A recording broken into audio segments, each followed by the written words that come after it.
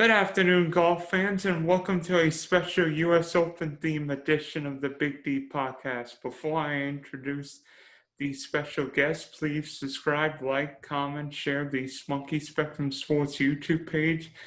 You don't know if a driver, 3-wood, or the old putter will appear out of the bag. So, now joining us from sunny LA is Andy Lack. Andy hosts the Pick the Pup podcast and writes PGA and NFL contact for Rotoballer. Andy, is it 75 and sunny in LA? The weather's fantastic here, man. I am making the trip to San Diego. Well, hour-long drive on Thursday to be in attendance at Torrey Pines. It's beautiful here. I heard it's beautiful in San Diego too. I'm excited for a great week. I'm just saying it's usually beautiful in San Diego. I heard it's going to be like mid upper 70s, so perfect weather. Perfect weather. Perfect U.S. Open weather. Yeah. My neck of the woods here in sunny Florida, it'll be like 95 and steamy. Oh man, where are you in Florida? Southwest Florida. Okay, I see the Jacksonville Jaguars thing right behind you. So you're a Jaguars fan? Yes. Excited for Trevor? Yeah, I can't wait for football season, but now it's golf season, so you know what that means. It's US Open week. Yeah, man, you got it. My favorite tournament of the year. Yeah, so this year it's happening at Torrey Pines, where Tiger Woods beat Rocco Mediate and maybe the craziest US Open. I don't know if you call it playoff, super playoff, or tournament we've ever seen. Tiger winning on one leg. Yeah, I mean it was really the first US Open that I can remember watching clearly. It's the last Monday playoff we're ever going to see. They changed the format, so no more Monday playoffs. It's now like an aggregate 2-hole playoff like you see at most PGA Tour events and other majors like the Masters and stuff. So that is a memory I will have for the rest of my life. I mean, how about Tiger, not just on Sunday, but Saturday? He made that crazy putt on the pole five, I think 13 from like 60 feet, and then he chipped in at 17, and then made an eagle putt at 18, and then of course the last 72nd hole he bombed a 15-footer to tie Rocco. Unbelievable, man. I let me just say this. I really wish that he was playing this week. His presence will be surely missed. Yeah, especially because this, of course, Tiger always played well. So, speaking of Torrey Pines, how do you think Torrey Pines will fare this week? Obviously, when you think of U.S. Open, you think rough, you think fast greens, narrow fairways. How do you think Torrey Pines will play? I think it's going to be brutal. I think the winning score is probably going to be somewhere in between even par and -5 or 6. Um, I could even see a scenario where the winner is +1, maybe. I do think it's going to be that hard. I think maybe one or two guys will finish the week under par. That's what we saw last year at Wingfoot, where I think Bryson won it at 5 under, and Matthew Wolff, who came in second place, was at even, and everyone else was over par for the tournament. I think distance is going to play a huge role. You've probably heard a ton already on the distance factor being a thing. The rough Kikuyu is a very interesting. It's a very interesting blend of rough that I'm a little bit more used to just from living on the West Coast. It is absolutely gnarly, man. Like if you get the wrong lie in some of that Kikuyu rough, it can sit down and you don't even have a chance. So I think it's going to play really difficult. I think it's going to be a great test. You got to be long off the tee, and I think a lot of guys are going to be missing greens, so you got to be really good at getting up and down and making a lot of like 5 to 10 footers this week. Yeah, I saw Xander Schauffele literally could not chip the ball out of the rough on like 18, and we know Xander being a San Diego native is used to these conditions, and he couldn't hack his ball out of the crack. Absolutely. There's some lies that you're just going to get where you're going to see guys approach their ball in the fairway and they're just going to be like, I'm dead. You have to punch out the other way, which is why a guy like Bryson may have an advantage in the sense that he has so much strength and power out of the rough. So even if a ball is nuzzled down, he can come in extremely steep and just pop the ball all the way up in the air. So I do think that guys that have a little bit more strength and a little bit more distance and are able to hit some of those wedges out of the rough instead of maybe, say, a 5-iron out of the rough are some guys that you probably want to take a look at. Yeah, so now we switch to betting. So name me a few guys you're really looking at betting this week for the U.S. Open. By The the way, first before we talk, please gamble and play responsibly. Absolutely. Yeah, I would definitely give that caveat. Dustin Johnson's the first guy that I'm looking at. And the reason why I really like Dustin Johnson is, I think the public perception on DJ is a little bit off after last week at the Palmetto Championship. I don't know if you caught a whole lot of that tournament. It wasn't really a great tournament. It wasn't really a great field. But the public perception coming out of that tournament was, oh, DJ can't close. He was terrible over the weekend. He just lost to a bunch of scrubs. I saw it a little bit differently. Like, if we're going to give Brooks Koepka the pass for missing the cut and not caring about that tournament, why does everyone think that Dustin Johnson cared? I mean, he stumbled his way into contention. Clearly on Saturday and Sunday said, "Oops, I didn't mean to be here." And you could tell his pace of play on Saturday and Sunday was crazy. He was just like, I am ready to get out of here to Torrey Pines. So I am not holding that over him, the fact that he wasn't able to close that tournament on Saturday and Sunday. From a ball striking perspective, it was some of the best golf he's played in months. It was the best iron week he's had in 2 months. And now I think we get a guy like DJ, and not just in the betting odds, but in DraftKings too. I know we'll touch on some DFS too.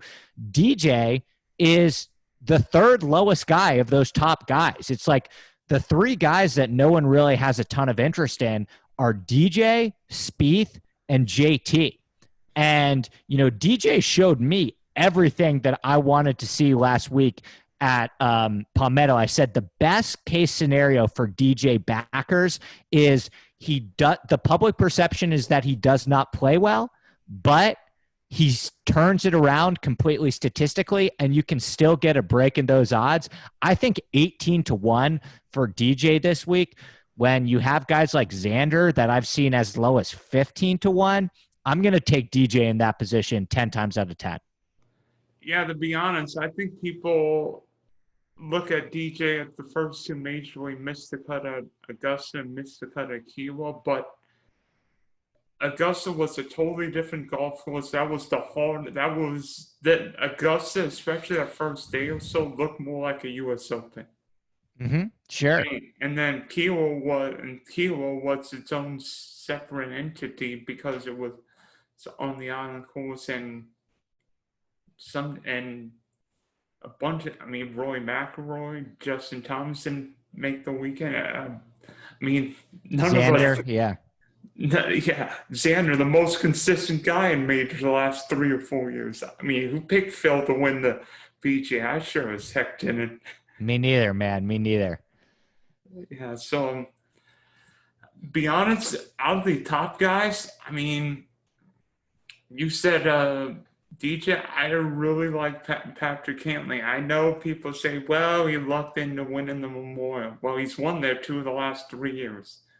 And to be honest, I think the Memorial will be a bigger test, will be a closer examination to Torrey Pines, because the Memorial's used to fast greens. Sure, they got a lot of rain at Jack's event, but I think the Memorial is a better test. Cantlay, sure, he missed 4 cuts, but that looked, ball striking wise, that looked more like Patrick Cantlay from the early part of the year. And distance wise, I think he sets up well to make a deep run at a major. It's about time one of these youngins wins, whether it be Cantlay, Xander, or another guy I mentioned later. So name me a couple other guys you're looking at betting. Just to piggyback on what you said about Cantlay, he is so good on the West Coast too. Like you look at some of his results on the West Coast. First at the Zozo at Sherwood Country Club, which is right down the road from me in Los Angeles. 13th at the Tournament of Champions in Hawaii. Second at the Amex in Palm Springs. Third at Pebble Beach earlier this year on POA Greens. 15th at Riviera earlier this year on POA Greens. It's just when he's on the East Coast is when he seems to struggle. So I really like that Cantlay play. Every single time he's on the West Coast, he plays well. He went to UCLA as well, so he's really comfortable in these kind of conditions, in this kind of environment. He loves California golf, so I have no arguments with you on the Cantlay play. The other guy at the top that I am looking at is Rory. I look at what he's doing with his irons recently, and he's now gained over 4 strokes on approach in 3 consecutive starts. The last time that Rory did that was back in 2014 when he won the British Open, the Bridgestone, and the PGA in 3 consecutive starts. That was peak Rory. Rory has not hit the ball this well with his irons in 7 years. This is the best Rory struck the ball with his irons in 7 years. The only reason why he's not winning every tournament he tees it up in, like he was in 2014, is because the driving has been lagging a little bit. That's okay. I'm okay with that. If there's one thing with Rory that I actually want to be lagging, it's his off the tee game, because as one of the best drivers of the golf ball that we've ever seen, I'm confident that if there's one thing that can kind of come back on a dime very quickly, it's his driving. So I'm banking on the fact that Rory's strong iron play continues, and if he can get the driver going again, I think he's a really, really great option this week. So good on these long courses. He's number 1 in the field in strokes gained, ball striking over 7,400 yards. He's averaging nearly 2 strokes on the field. He loves these long, difficult, classical golf courses. Like you said, Muirfield Village plays well there. Bay Hill plays well there. Those are some of the comps I'm looking at in terms of long, difficult tests. And the last time he got a crack at a Reese Jones U.S. Open venue, 2011 at the at Congressional, won by 8 strokes. It's the last time he's played a Reese Jones U.S. Open venue. And actually, Rory made the cut at the PGA, but he didn't really contend. And coming in a little under the radar. I am putting an asterisk by that 2011 U.S. Open. It rained that was absolutely, as you should. Softest U.S. Open in Bethesda, but Roy aced the field that week. I'm trying to, I think Roy fits golf course. The question is, do you get the Roy who won the Wells Fargo, or the Roy who can't make a 3-footer to save his life? That is the question. That is the question with everyone. That is the difficulty with Rory. The putting has been up and down, right? It hasn't been. He's never been an incredible putter, but he's been more volatile lately than he has when he was Rory McIlroy and winning all of those tournaments. It's been better. It's trending in the right direction. I probably have more confidence in Rory's putter right now than, we'll say, JT and we'll say Morikawa, who are some of the guys that are right next to him on the odds boards. So I do think Rory has showed us, like, he can make 5-footers down the stretch. It's going to come down to that. I'm hoping that we get a decent putting week from Rory, but as always, you're absolutely right. Like, it can get a little squeamish, especially on a course like Torrey Pines, where I believe that it has some of the lowest putt percentage from 5 to 10 footers. Those 5 to 10 footers on POA are really, really difficult because it's kind of a bumpy green surface that drives a lot of players crazy. And the U.S. Open fast greens would just make things even spicier. Mm-hmm. So another guy I'm leaning, I would lean the bet. What about Tony Finau? I mean, you think Tony Finau always does well in majors. He's like, he can hit the ball a long way. The question is it good Tony Finau? We can hit the ball a long way. We'll have one of those rounds where he shoots like a 65, 66. and then everybody will use him the next day, and then he shoots 75. I'm like, why am I using Finau? Yeah, he's not getting my money this week. I know there's a case to be made for him. Like I have some guys that I talk golf betting with that I really respect, that are really smart guys that are going there. I think he is going to be a very popular play. I've already seen him be very popular. He is going to be probably more popular on DraftKings. More people will probably play him on DraftKings than they will bet him to win. But even so, people are still betting him to win. You know, he's been so good at Torrey Pines. Like he's first in this field in average strokes gained per round at Torrey Pines.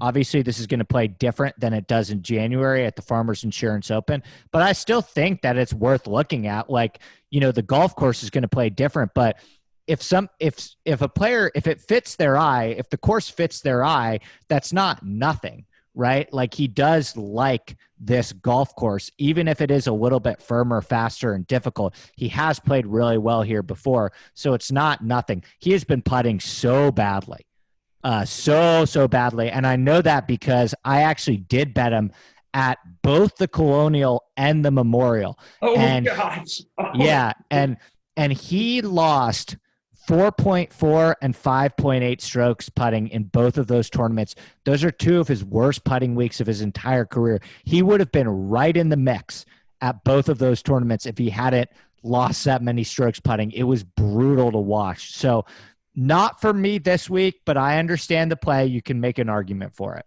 And plus, Finau finished second at the Genesis, so Poa, yep.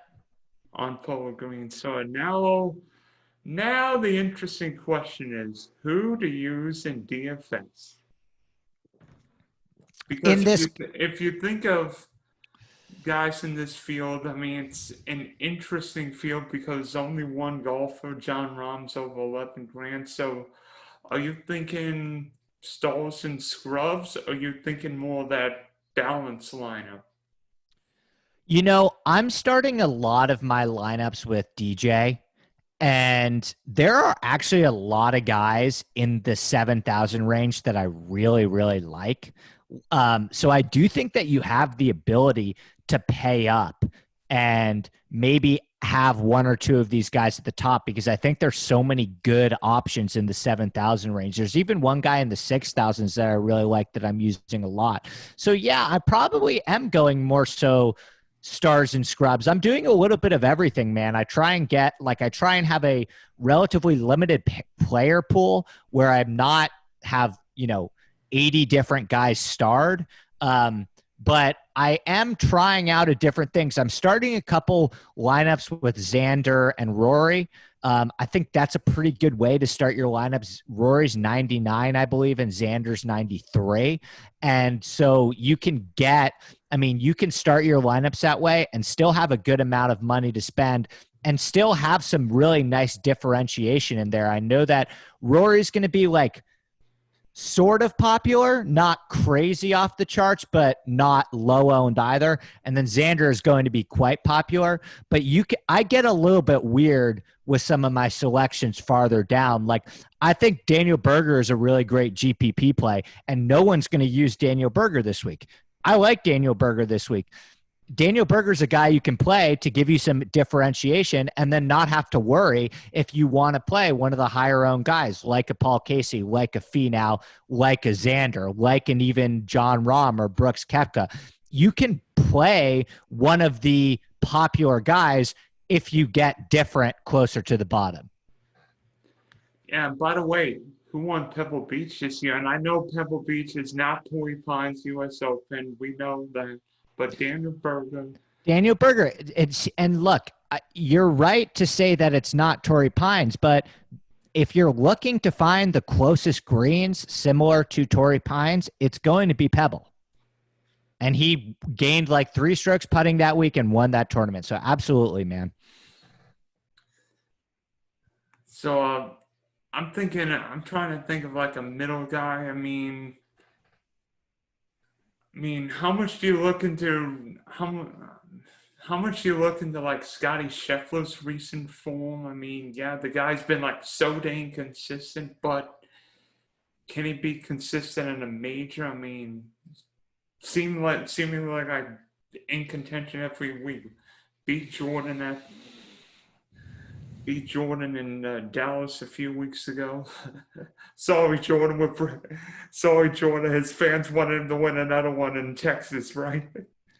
I like Scottie Scheffler, man. I'm a Scottie Scheffler fan. He rates out really, really well for me. I mean, I'm looking at it here 12th in strokes gained off the tee, 26th in par fives, 20th in driving distance. He kind of fits the player profile perfectly. He's long, he has a good short game. It's definitely a course that I think is perfect for Scheffler's game. I'm definitely going to have some exposure to him. I'm kind of going to let ownership tell the tale here. Like if I see that less people are gravitating to Scottie Scheffler in GPPs, I'm probably going to be more overweight on him. But if we get a scenario where Scottie Scheffler is coming in at 13 or 14%, which I don't think is going to happen, by the way, I actually think he'll probably be like sub 10. I think he'll be 9% because I think there are a lot of people that are going to say, is he really going to win his first time at a US Open? But, you know, in DFS, he doesn't have to win. Like if he finishes in the top 20, that'll probably pay off his price. So I'm not going to bet him to win at 50-1, although I think that's a pretty fair number. But I do like him in DFS. Absolutely, man.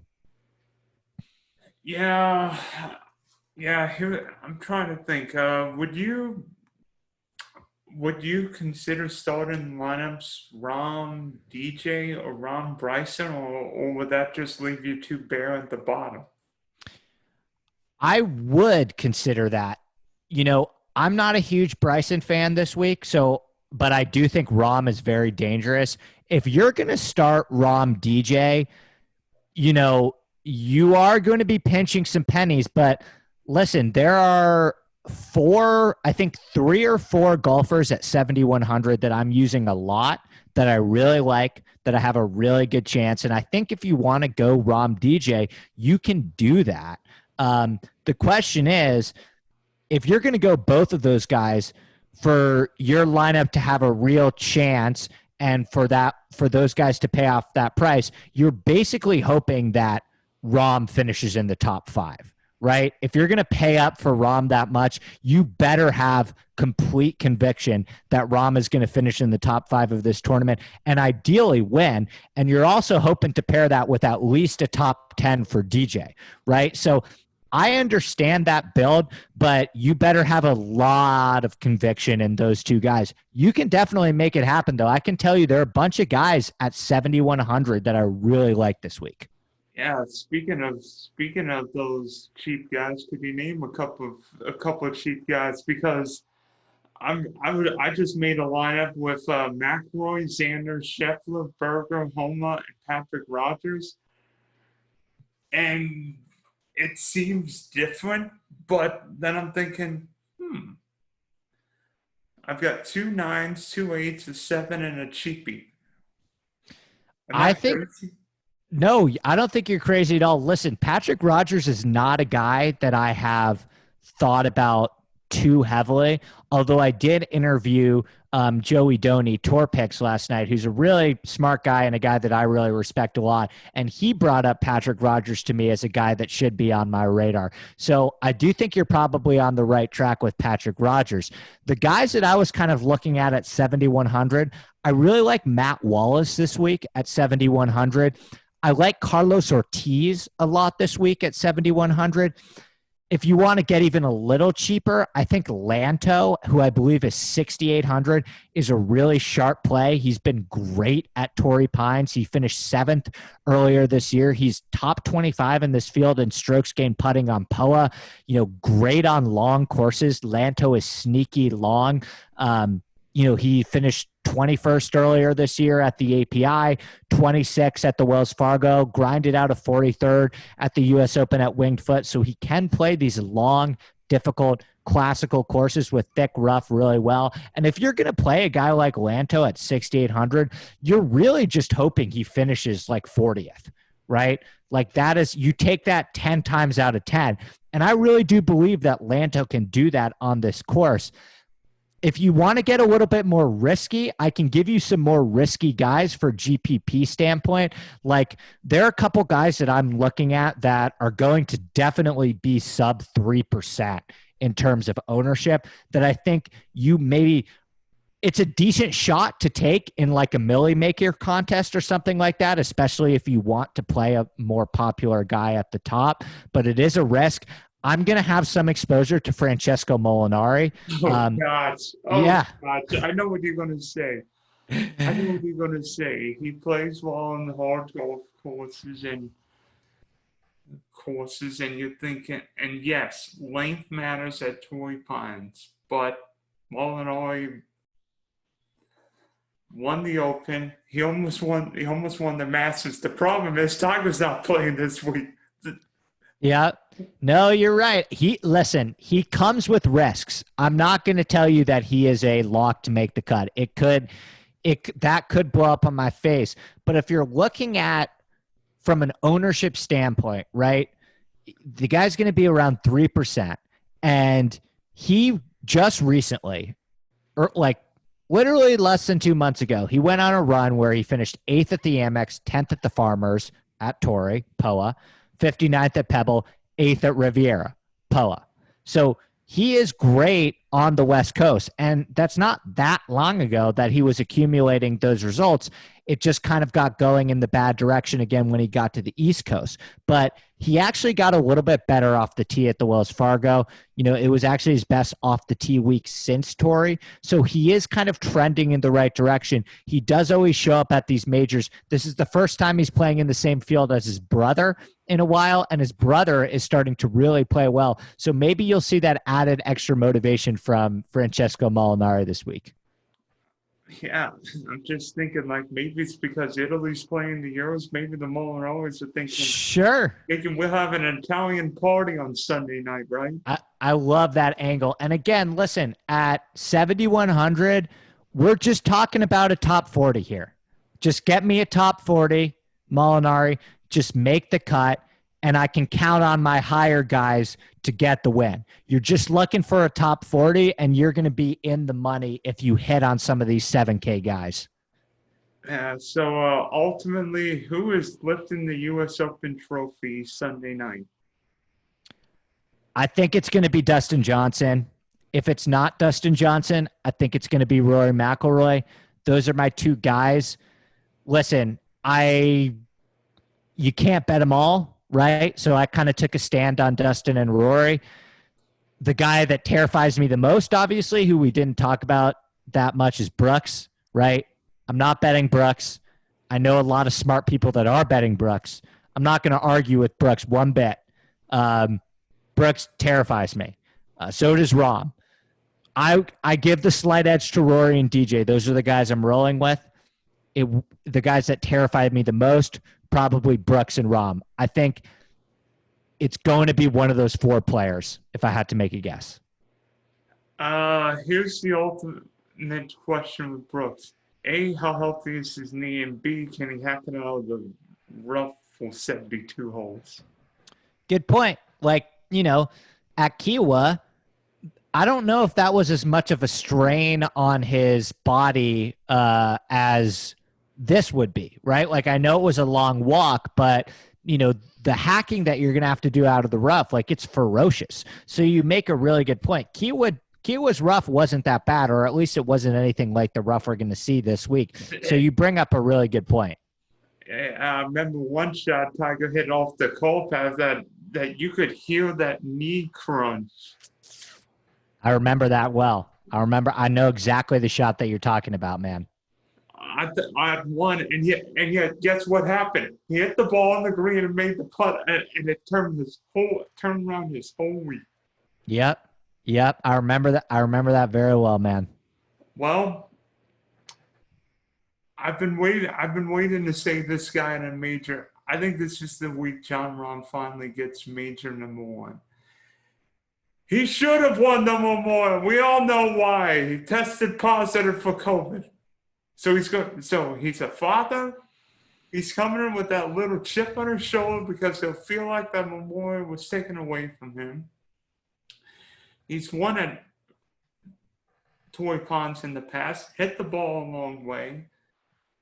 And be honest, I look at Rahm and think, what courses has he played well at? Well, Jack's course he played well, and one that I think that many people may not remember, Olympia Fields last year, where John Ron won the and DJ won that made 120 feet worth of putts on the what was it 18th hole, and I think Olympia Fields and Torrey Pines will play very similar this week. I think Rahm wins at 3 under.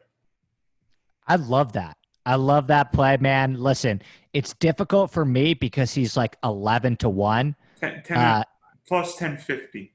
Yeah, it's a tough number to get behind, but listen, he's that number for a reason, right? Like the books are terrified of him. They should be terrified of him. You have to make him the favorite after what we saw at the Memorial. And he's played so well at Torrey Pines. Like I run a bunch of stat models. I try not to get too nerdy and stuff when I go on podcasts, but Rahm sets up so well for this course. If I was designing a perfect course for Jon Rahm's skill set, I would design Torrey Pines. That would be the perfect course for a skill set. And obviously it shouldn't come as a surprise that he's played well every single time he's played there. So I'm with you. I think it's going to be one of those 4 guys. If you had to pick an outsider, who would your guy be? Paul Casey. Oh gosh, not again. No. Yeah. Listen, I'm just going to say this. I'm going to continue to bet Paul Casey at majors until he at over 50-1 until he stops hitting the ball this way. He is a Colin Morikawa drive of the green at Harding Park and a decent putting week at Kiowa Island from winning back-to-back PGA championships. I bet him both of those weeks. He finished second at Harding Park. He hit the ball so well that week, and Morikawa just beat him. Morikawa hit the shot of a lifetime that's going to be shown on Golf Digest for the next 10 years, and he just beat him at Kiowa Island. God, he hit the ball so well at Kiowa. He gained 8 strokes on approach that week. It was one of the best ball striking weeks of his entire career, one of the best ball striking weeks in the field. He finished 2 or 3 strokes back and lost strokes putting. If Paul Casey is even just a neutral putter at Kiowa, he is right there with Phil, tracking down Phil and potentially winning that tournament. So I love the way that Paul Casey is playing right now. Listen, he's getting a little bit up there. I think he's 43, 0 majors to his name. I think a major completely changes how he is viewed in golf history. I think he knows this. He wants it bad. He's never consistently hit the ball this well in his entire life. I think he knows it's time to capitalize. He's seen what Stewie Sink has been doing. He's seen what Phil Mickelson just did at 50 years old. I think this is a really good spot for him. And if you think of U.S. Open, this has often been the breakthrough. I mean, yeah, Spieth won the Masters the year he won Chambers Bay, but DJ's first major was the U.S. Open. Brooks' first major was the U.S. Open. All these guys, Woodland won a major, and then, of course, last year Bryson won at Winged Foot. Absolutely. All these guys, you go back even a little bit further, like Webb Simpson, Justin Rose. There's tons of examples. Yeah, who can remember the Lucas Glover U.S. Open? Lucas Glover, that's right. Yeah, good call. Beth Page. Who won? Wait, Webb won the one at Olympic. Trying to think, who won the one at Pebble? That was Graham McDowell. Graham McDowell, yeah. Yep. Guy off the rail for me is Abraham Answer. I look at his nice. Stats, I like Abe. I look at his stats and I'm like, dang! Yeah. He's just been so consistent. I mean, second in Wells Fargo, 5th in Valspar, 8th at the PGA, and you wouldn't think they'd be answer courses. But Answer's sneaky long, not going to be the longest drive, but he can play well with those irons and get it up and down the green. And guess what? You're not going to hit great shots at Torrey Pines. No, you make a great point. I love Answer. Obviously, I think you're going to get a nice discount on him this week too, because people will be afraid that of the distance thing. He's not one of the longer hitters, so you'll probably be able to catch a break on him ownership wise in DFS. And I still think that he can compete here because he's so accurate off the tee, and he's a pretty good long iron player too. I like the play. Trying to think what answers odds he is 45-1. Of course, Answer and Casey are the same odds. What else is new? Yeah, I'm seeing him shop around because I've seen him as high as like above 50 too. So yeah, you may be able to get a nice break there on Answer if you look around. So thank you for hopping on my podcast. I went through all 13 of my clubs and tried to find somebody and found you. I appreciate it, man. Of course, anytime, dude. Thank you.